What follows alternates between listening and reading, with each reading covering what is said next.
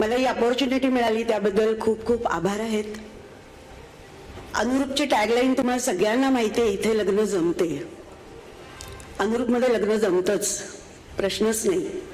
पण आमचे सगळे प्रयत्न आहेत ते इथे लग्न टिकते, इथे लग्न बहरते, इथे लग्न फुलते आणि इथे लग्न प्रगल्भ होते.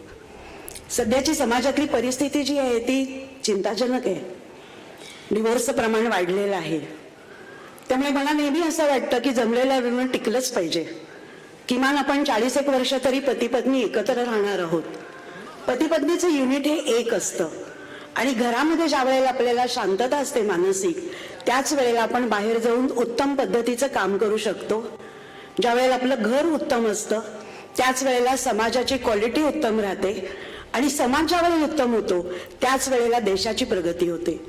मला नेहमी असं वाटतं की आपण जे काही काम करतो ते आपण समाजाप्रती काहीतरी देणं लागतो. आपल्या कामामधून आपण समाजाचा सातत्याने विचार केला पाहिजे आणि हाच विचार आम्ही अनुरूपच्या माध्यमातून करत असतो आणि त्याचा मला खूप अभिमान वाटतो. विनोबाजी म्हणताना असं म्हणतात की आपण ज्या वेळेला समाजाप्रती काहीतरी काम करतो तेव्हा आपलं रोजचं काम कर्म म्हणून समजलं जातं आणि ते जे कर्म आहे हे कर्मच आपल्याबरोबर येत असतं, बाकी काहीच आपण आपल्याबरोबर नेत नसतो.